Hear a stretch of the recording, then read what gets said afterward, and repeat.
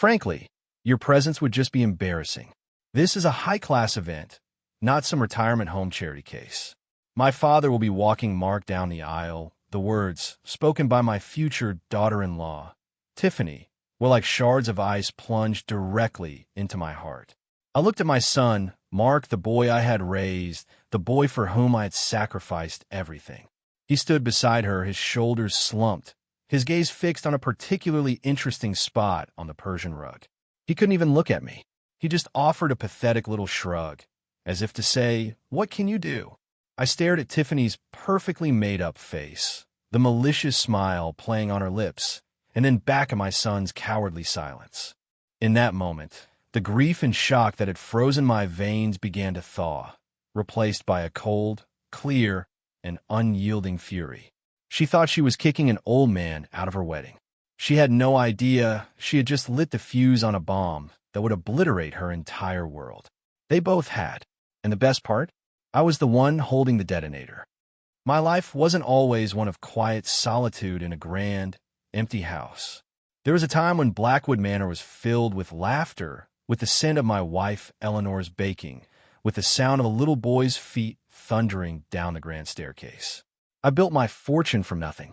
I started with a small repair shop, my hands permanently stained with grease and oil, working 16-hour days until my body ached and my mind was numb. Eleanor worked right alongside me, managing the books, answering the phones, her belief in me the fuel that kept my engine running when it wanted to stall. We saved every penny, lived in a tiny apartment above the shop, and poured every ounce of our being into building a future. When Mark was born, he became the center of that future. Every late night, every missed holiday, every sacrifice was for him. We wanted him to have the things we never did: a top-tier education, opportunities, a life where he never had to worry about where his next meal was coming from. When my company finally took off, the first major thing we bought was the manor. It was old, a bit neglected, but it had good bones and a soul. Eleanor fell in love with it instantly. She saw past the peeling paint and overgrown gardens and envisioned a home, a true family seat. A place for our grandchildren to run, frank, she'd said, her eyes sparkling as we stood on the sprawling lawn. A place where our family can always come home. We poured our love into that house, restoring it to its former glory. It wasn't just brick and mortar. It was a testament to our journey, a symbol of everything we had built together. The grand ballroom, she decided, was where we would one day host Mark's wedding. She had it all planned out in her head. She would help him get ready in the master suite, and I would wait at the bottom of the sweeping staircase. It was our dream, but dreams have a cruel way of shattering. Cancer took Eleanor from me far too soon, leaving a void in the house and in my heart that I knew would never be filled. The manor became a mausoleum of memories, and my promise to her, to always look after our boy, became my sole purpose. I ensured Mark never wanted for anything. He went to the best schools, got a business degree from a prestigious university, and when he graduated, I gave him a cushy, high-paying job in my company, a position he hadn't truly earned but which I hoped he would grow into. I wanted him to be strong, to be a man of character like I had tried to be. But I see now that in my quest to give him a life free of struggle, I had inadvertently made him weak. He had never faced true adversity, never had to fight for anything. He was soft, easily swayed, and possessed a desperate need for approval that made him vulnerable. And then Tiffany entered the picture. She was a predator who smelled weakness a mile away. When Mark first brought her to the manor for dinner, I was polite but wary. She was beautiful, I couldn't deny that, but it was a cold, sharp-edged beauty. Her eyes didn't just look at things, they appraised them.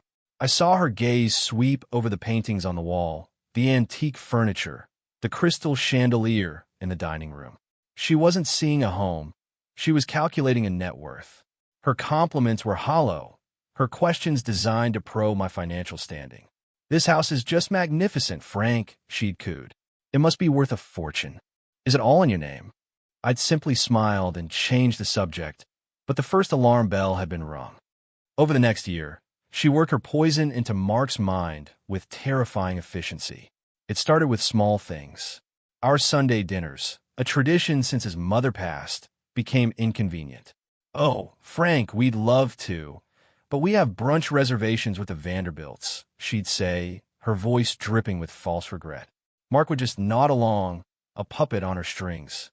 Then came his subtle digs at me, always framed as concern. "Mark, honey, we really should get your father a stylist. His suits are so dated. It doesn't reflect well on the company, or don't you think your father should slow down? Maybe retire and let you take over fully?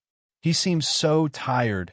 She was systematically isolating him from me, cutting the ties of family and replacing them with the shallow bonds of social climbing and materialism. The worst of it was her attitude toward the manor, toward Eleanor's memory. She referred to it as our house, or Mark's inheritance in my presence, a brazen act of entitlement that made my blood run cold. She talked of renovations, of updating the gaudy decor that Eleanor had spent years lovingly curating. She wanted to rip out the rose garden Eleanor had planted with her own hands and install an infinity pool. Each suggestion was a dagger to my heart, a desecration of my wife's memory. Mark, my own son, would just stand by and say, "Now, Dad, Tiffany has a great eye for design. We just want to make the place a bit more modern." He didn't see that she wasn't updating a house. She was erasing his mother. She was erasing our history. The wedding planning was the final act in her hostile takeover. She insisted on using Blackwood Manor as the venue, not out of any sense of family tradition, but because it was free and provided the opulent backdrop she craved for her social media photos. She hired a ridiculously expensive wedding planner from the city, a woman with a face so tight with Botox it looked painful to smile.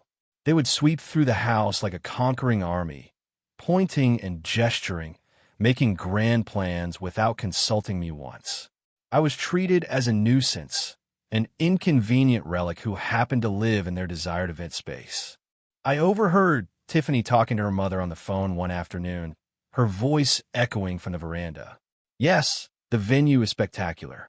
It's Mark's father's place, but it'll be ours soon enough. The old man can just move into a condo or something. It's far too big for him anyway." The sheer, naked greed of it left me breathless. Which brought us to that final, fateful conversation 1 week before the wedding. They had called a family meeting, and I had naively thought perhaps they were coming to apologize for their behavior, to finally include me. How wrong I was. They sat across from me in my own study, in the chairs where Eleanor and I used to read by the fire. Tiffany did all the talking, of course. Mark just sat there, wringing his hands.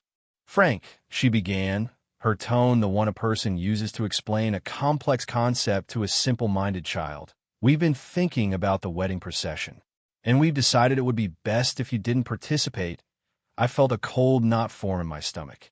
"What do you mean, not participate?" I asked, my voice dangerously quiet. "I'm the father of the groom." She gave a little tinkling laugh, a sound completely devoid of warmth. "Yes, we know, but, well, this is going to be a very modern, very chic affair. And your presence, it's a bit of downer. You're always so morose, talking about Eleanor. We want a happy day, a celebration." The insult was so profound, so utterly cruel, that for a moment I couldn't breathe. She was weaponizing my grief, my love for my dead wife, against me. And she continued, delivering the killing blow. "I've asked my father to walk Mark down the aisle. It just makes more sense. He's a robust, cheerful man. It will look so much better in the photos." I turned my gaze to Mark, pleading with my eyes for him to say something, to stand up for me, for his mother's memory. He finally looked up, his eyes glassy with unshed tears of guilt. "Dad, please try to understand," he mumbled. "Tiffany has a very specific vision for the day. It's her day. We don't want any drama. Her day. Not their day. Her day." He had ceded everything. Tiffany then stood up, smoothing down her designer dress. "So it's settled. In fact, we think it would be best if you didn't come to the wedding at all. It would be too awkward. You can see the photos later." And that was it. That was the moment the son I knew died, and in his place was this hollowed-out shell, this spineless accessory to a gold-digging monster. As they walked out of my study, leaving me alone in the crushing silence, the plan began to form in my mind.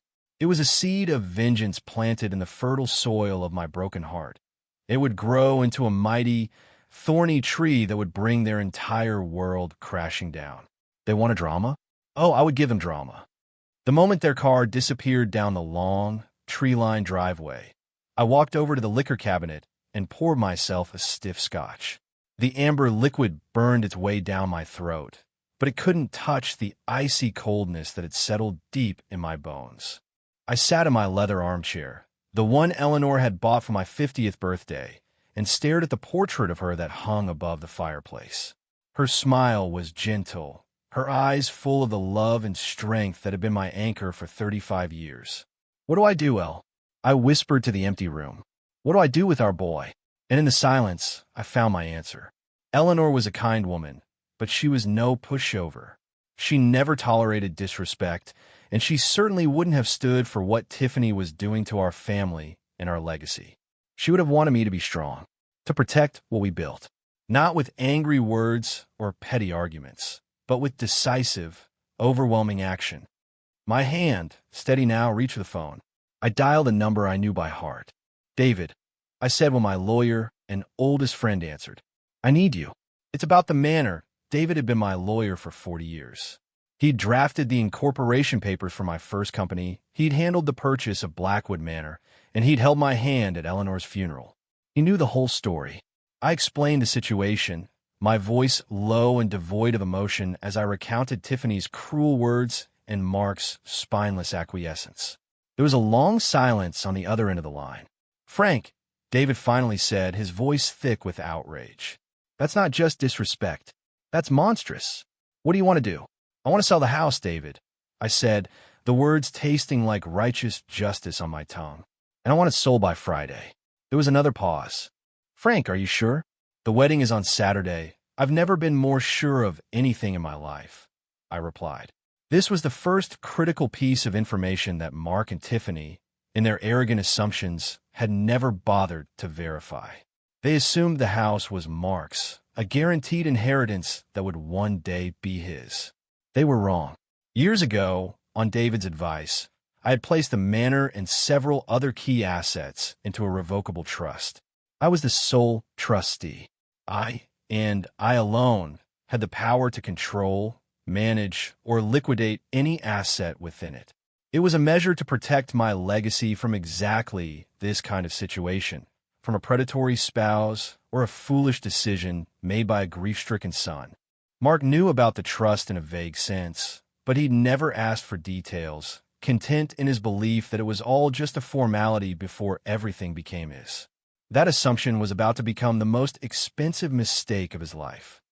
"The legality is ironclad, Frank," David confirmed. "You are within your rights, 100%. The real issue is the timeline. Finding a legitimate buyer and closing in less than 5 days is, well, it's nearly impossible, I said. "But you know a guy, don't you?" "What about Harrison?" "The developer who's been hounding me for years to sell the land." John Harrison was a ruthless but effective real estate developer who saw Blackwood Manor not as a home, but as 25 pristine acres of prime real estate perfect for a luxury condominium complex. He had made me several generous offers over the years, all of which I had politely declined. For him, this wasn't about the house. It was about the land it sat on. He would have no sentimental qualms about bulldozing it to the ground. Perfect. David made the call. The response was immediate. Harrison was ecstatic. He offered to pay 30% over my last asking price, all cash, with a waiver of all contingencies and inspections, provided we could close by 5 p.m. on Friday. The deal was almost too good to be true. It was the kind of offer born from years of pent-up desire to acquire a coveted property. "He wants to know why the sudden change of heart," David relayed. "Tell him I'm an old man who has decided he prefers the quiet life," I said. "Tell him whatever you want. Just get the papers drawn up." The next few days were a blur of clandestine activity. While Tiffany and her army of planners were finalizing floral arrangements and seating charts, I was meeting with David and Harrison's lawyers in a downtown office building, signing away the symbol of my life's work. With each signature, I felt not a pang of regret, but a growing sense of grim satisfaction. I was a general planning a counteroffensive, moving my pieces into place for a checkmate they would never see coming. The most delicate part of the plan was ensuring they didn't get suspicious. The wedding planners, caterers, and florists were scheduled to begin their setup at the manor on Friday. If they were turned away, the alarm would be raised too early. My trap needed to be perfectly laid and sprung at the moment of maximum impact. I had David add a specific clause to the sales agreement. I would officially hand over the keys at the close of sale on Friday at 5 p.m., but I requested that the new owner, Mr. Harrison, not take physical possession of the property until 9 a.m. on Saturday. Furthermore, I asked that he allow the previously scheduled event setup to proceed on Friday unmolested. It's a small crew for a charity luncheon I had forgotten to cancel, I had David explain. It will all be cleared out by Friday evening. Harrison, so delighted at finally getting the property, readily agreed. He had no reason to care about some minor event setup. The trap was set.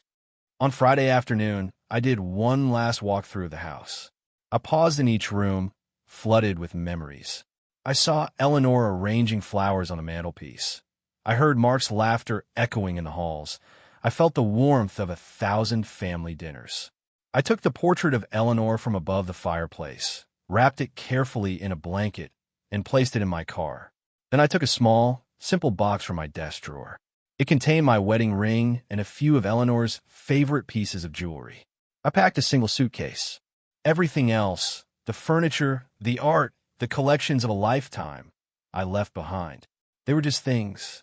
The memories were what mattered, and I was taking those with me. As I drove away from Blackwood Manor for the last time, I didn't look back. I checked into a luxury suite at the Four Seasons downtown, a suite with a panoramic view of the city. I ordered room service, poured a glass of the finest champagne, and switched my phone to silent. The storm was coming, and I intended to have a front row seat. Saturday morning broke clear and bright, a perfect day for a wedding. I could just imagine the scene at the manor. Tiffany, in a silk robe, sipping mimosas with her bridesmaids, feeling like the queen of her newly conquered castle. Mark, nervous and sweating in his tuxedo, blissfully unaware that the ground was about to open up and swallow him whole. The florist would be putting the finishing touches on the massive, ostentatious arrangements. The string quartet would be tuning their instruments on the lawn. The caterers would be icing the 5-tier cake. Hundreds of guests, the cream of Tiffany's desired social circle, would be on their way, expecting the wedding of the year. The sheer scale of the public humiliation they were about to endure was a masterpiece of its own design. At precisely 9:01 a.m., as per my agreement, Mr. John Harrison, flanked by 2 private security guards and his lawyer, arrived at the front gates of what was now his property. I learned the details later from David, who had heard it from Harrison's very amused lawyer. They found the wedding planner, a woman named Chloe, barking orders at a delivery truck. Mr. Harrison, a large and imposing man, cleared his throat.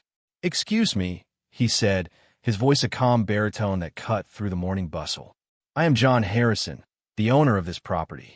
Could you please tell me what all this is?" Chloe, the planner, gave him a withering look. "We're setting up for the Miller-Stone wedding." "Who are you?" "The new gardener." Harrison's lawyer stepped forward, a thin smile on his face. "I'm afraid there has been a significant misunderstanding. This property was sold on Friday. There is no wedding scheduled here today. Mr. Harrison is the new legal owner, and he has asked me to inform you that you and your entire staff are trespassing. You have 1 hour to vacate the premises." The planner's jaw dropped. She stammered, sputtered, and then laughed, thinking it was some kind of elaborate prank. "That's ridiculous. This is the Miller estate. The groom's father owns it." "Not anymore. He doesn't," the lawyer replied, holding up a file. "Here is a copy of the recorded deed, finalized yesterday at 4:58 p.m. The property was sold by its sole trustee, Mr. Frank Miller. Now, I suggest you start packing." The color drained from Chloe's face. Panic set in. She fumbled for her phone and frantically called Tiffany. Moments later, Tiffany stormed out of the house, a half-finished glass of mimosa in her hand, her hair in curlers. "What is the meaning of this? Who the hell are you people? Get off my property," she shrieked, her voice a shrill siren of indignation. Mr. Harrison, to his credit, remained perfectly calm. "Good morning, madam. As my lawyer has explained, this is my property now, and you are trespassing." He gestured to the deed. Tiffany snatched the papers and her eyes scanned the text, her expression shifting from rage to confusion to pure, unadulterated horror. She saw my name. She saw the sale price. She saw the date. The reality of the situation crashed down on her. "No, no, this is impossible. It's a mistake. Mark, get out here." Mark came running out, looking panicked. He saw Tiffany's face and immediately knew something was terribly wrong. He looked at the papers, at the calm, resolute face of Mr. Harrison, and then at the security guards who were now politely but firmly directing catering staff to pack up their vans. The beautiful fantasy she had constructed, the perfect wedding that was to be her grand entrance into high society, was dissolving into an epic catastrophe before her very eyes. She screamed. It was not a sound of anger, but of pure, primal agony, the sound of a carefully crafted world being shattered into a million pieces. She called the police, of course. 2 patrol cars arrived, sirens off. The officers listened patiently to her hysterical, rambling explanation. Then they listened to Mr. Harrison's lawyer's calm, factual account and reviewed the legal, notarized, and officially recorded deed of sale. The lead officer turned to Tiffany and Mark. "Ma'am, sir," he said, his tone one of weary resignation. "These documents are in order. This man is the legal owner. You are on his property without his permission. I'm going to have to ask you to leave by now." The first of the wedding guests had started to arrive. They pulled their luxury cars up the long driveway, only to be met with the bewildering scene. A bride in a silk robe and hair curlers screaming on the lawn, catering vans leaving in a hurry, and 2 police cars parked by the front door. The humiliation was total. It was public, and it was irreversible. It was late afternoon when my hotel room phone finally rang. The concierge informed me that a Mr. Mark Miller was in the lobby demanding to see me. I told him to send him up. He looked like a man who had been through a war. His tuxedo was rumpled, his face was pale and tear-streaked, and his eyes were red-rimmed and full of a desperate confusion. Tiffany was nowhere to be seen. "Dad," he croaked, his voice breaking. "What happened? How could you do this to us?" "To me?" I gestured for him to sit, but he remained standing, swaying slightly on his feet. I, on the other hand, was perfectly calm. I had been rehearsing this speech in my mind for days. "Sit down, Mark," I said, my voice even and cold. "There is nothing to be confused about. I did exactly what you and that woman forced me to do." He stared at me, uncomprehending. "Forced you? We didn't force you to do anything." "Didn't you?" I asked, raising an eyebrow. "You stood in my study, in the house your mother and I built, and you let that woman spit on your mother's memory. You let her tell me that my grief was a downer. You let her tell me I was an embarrassment, that I wasn't welcome at my own son's wedding. You stood there, silent and weak, and you chose her. You chose her shallow, materialistic fantasy over your own father." The words hit him like physical blows. He flinched. "But to sell the house. The day before the wedding." "Dad, it was our home." "No, Mark." I corrected him sharply. "It was my home. It was your mother's home. It was a legacy you were meant to earn with character and respect, not seize with entitlement and greed. You and Tiffany saw it as nothing more than a backdrop, a prop for your social climbing. You saw me as an obstacle to be removed. You made your choice. You decided I was not part of your family. So I made a choice too. I chose to protect the only family I have left, your mother's memory. And I protected it from you." I let the words hang in the air, the terrible finality of them sinking in. He finally collapsed into a chair, his head in his hands, and began to sob, deep, gut-wrenching sobs of a man who finally understands the true magnitude of what he has lost. "The money, Mark," I continued, my voice relentless. "I know that's what you're really wondering about. The money from the sale has been placed into a new trust. I used it to establish the Eleanor Miller Foundation, a charity that will provide scholarships for underprivileged students who want to start their own businesses. Your mother would have liked that. It's a real legacy. As for you and Tiffany, you will not see a single penny. You were never entitled to it, and you have certainly done nothing to deserve it. He looked up at me then, his face a mask of utter devastation. The last pillar of his world had just crumbled. It wasn't just about the wedding or the house. It was about the future he had taken for granted, the lifetime of wealth and ease he assumed was his birthright. It was all gone. "Please, Dad," he whispered. "I'm sorry. I was wrong. I was so wrong. I can fix this." I just shook my head slowly. "No, son, you can't. Some things, once broken, can never be put back together. You need to learn to stand on your own 2 feet now. You need to learn what it means to build something for yourself. That is a lesson I failed to teach you, and it is a failure I will regret for the rest of my days." I stood up and walked to the door, holding it open. "I think it's time for you to go." 6 months have passed since that day. I learned through David that Tiffany left Mark less than a week after the wedding disaster. Without the promise of the manor and my fortune, a weak, jobless man with no prospects held no appeal for her. The public humiliation was more than her fragile ego could bear. She vanished from the social scene, reportedly moving back in with her parents in another state. Mark is, from what I hear, struggling. He lost his job at my company, a position he was never qualified for in the first place, and is trying to find his way. He sends me letters and emails, filled with apologies and pleas for forgiveness. I have read them, but I have not replied. The wound is too deep. The betrayal was too absolute. Perhaps one day, if he truly becomes a man of character, a man his mother would be proud of, our relationship can be rebuilt. But he has to do that on his own. As for me, I've found a new kind of peace. I bought a modest but comfortable house by the coast, a place where I can hear the ocean and feel the sun on my face. I spend my days managing the foundation, reading the applications from bright, ambitious young people who remind me of myself and Eleanor when we were just starting out. I am building a new legacy, one founded not on wealth, but on opportunity and kindness. Sometimes I look at the portrait of Eleanor, which now hangs in my new living room, and I ask her if I did the right thing. And her smile, as always, seems to tell me that a family is built on a foundation of love and respect. They tried to demolish mine, so I was forced to condemn the building. It was, in the end, a perfectly fair trade.